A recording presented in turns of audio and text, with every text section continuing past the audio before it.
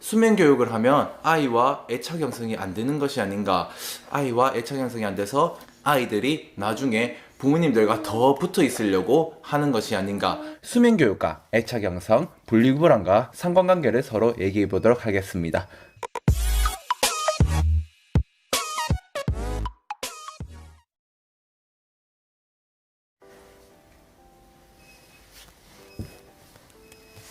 일어나. 안녕. 기분 좋아. 인사. 안녕. 여러분 안녕하십니까. 이란이 아빠 리우스토리입니다. 자, 오늘은 분리불안에 대해서 한번 얘기를 해보고요. 마지막에는 수면교육과 애착형성, 분리불안과 상관관계를 서로 얘기해 보도록 하겠습니다. 첫 번째로는 분리불안이 도대체 뭘까요? 자, 여러분, 분리불안이라는 하는 것은 정말 말 그대로예요. 말 그대로 분리가 불안한 거예요. 이렇게 아빠가 눈앞에 보이는 때는 괜찮은데 아빠가 눈앞에서 사라지면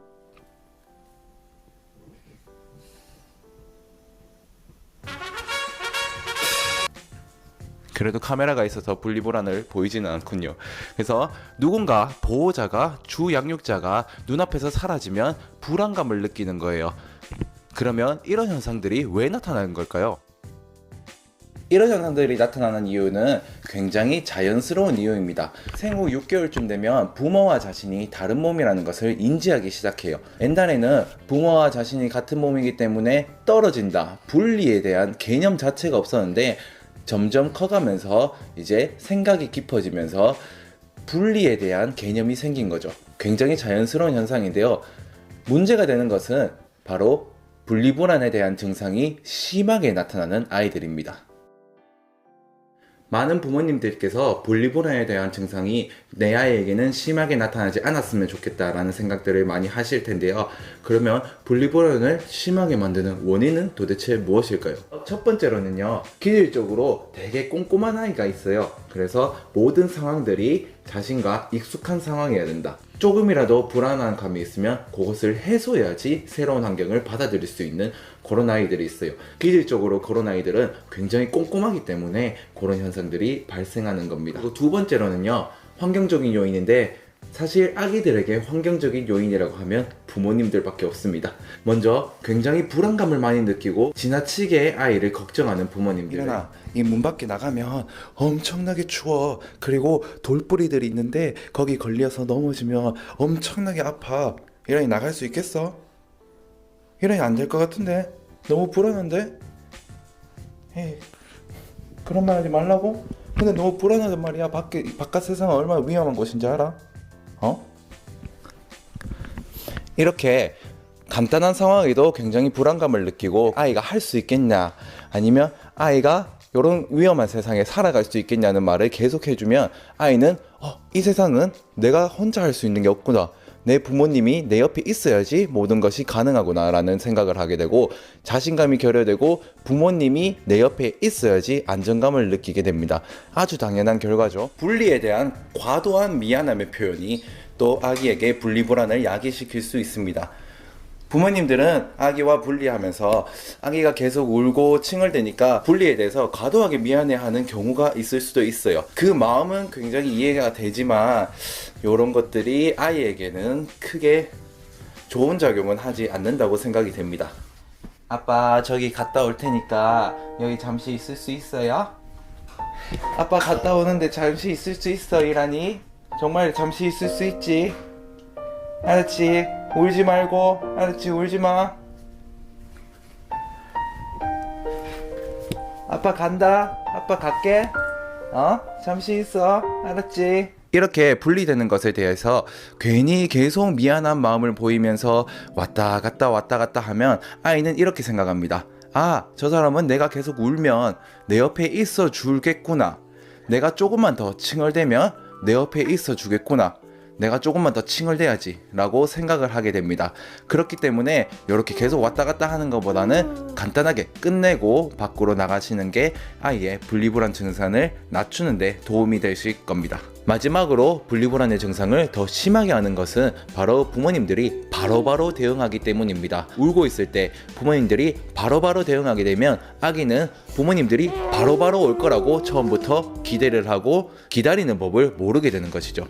그러나 부모님들이 바로바로 대응을 하지 않고 조금만 기다리면 부모님이 온다는 인식을 계속해서 반복학습해주면 아이는 기다리는 법을 배우게 되고 점점 더 떨어져 있어도 괜찮구나 라는 것을 배우게 되는 것이죠. 분리불안과 수면교육에 대해서 한번 얘기를 해볼까 합니다. 수면교육을 하면 아기를 혼자 잘 수 있도록 기다려주는 것, 요것을 많이 생각하실 텐데요.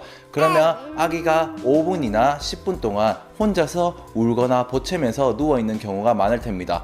이런 경우를 보시면서 이거 애착관계에 좀 형성이 안 되는 게 아닐까, 부모에 대한 신뢰가 떨어져서 엄마에 대해 집착을 하는 것이 아닐까, 이렇게 생각을 많이들 하실 텐데요. 절대 그런 것이 아닙니다. 앞에서 제가 말씀드렸다시피 과도한 보호나 빠른 대응이 오히려 아이에게 기다림을 하지 못하게 만들고, 그리고 분리불안의 증상을 심하게 하는 요인일 수도 있습니다.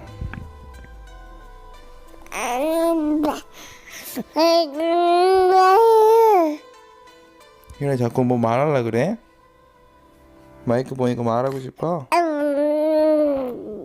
그랬어. 자, 수면 교육을 하는 것을 가만히 한번 살펴봅시다. 한 5분 정도 아이를 기다려주면 된다고 제가 이전 영상에서 계속해서 얘기를 했었는데, 5분 정도 기다리면서 우리도 기다리지만 아이도 많이 기다립니다. 아이도 기다리는 법을 배우는 것이죠. 그러니까 우리는 아이에게 이제 기다리는 법을 가르쳐 주는 것입니다. 아이가 말을 못 알아들어도 반복되는 학습을 통해서 학습은 충분히 가능합니다. 이제 아이는 태어나서 기다림에 대해서 모르고 있다가 엄마 아빠가 5분 후에는 꼭 오는구나 라고 생각을 할 수 있게 되는 거죠. 여러분들이 식당에 갔을 때 벨을 누르면 바로바로 종업원이 뛰어와요. 그러면 3번, 4번째 벨을 누를 땐 바로 올 것이라는 기대를 하고 벨을 누르게 되겠죠. 만약에 식당에 가셨을 때 벨을 누르면 5분, 10분 있다가 종업원이 뛰어와요. 3번, 4번 동안 계속 그런 현상들이 발생되면 여러분들은 다음번에 또 벨을 누를 때는 5분, 10분 후에 이 종업원이 오겠구나 라는 생각을 하고 벨을 누르게 되는 거죠. 아이들도 마찬가지입니다. 바로바로 부모님이 뛰어오면 이거는 빨리 와야 되는데 왜 자꾸 안 오지? 라고 하면서 계속 조급한 마음이 생깁니다. 하지만 일관적으로 처음부터 5분, 10분 정도 후에 천천히 느긋하게 부모님이 온다면 기다리면 엄마 아빠가 오는구나 라는 생각을 하게 되는 거겠죠. 그러니까 기다림 후에 큰 보상이 있으면 아이는 기다리는 법을 배우게 됩니다. 그것을 통해서 분리불안이 점점점 완화되는 것이죠.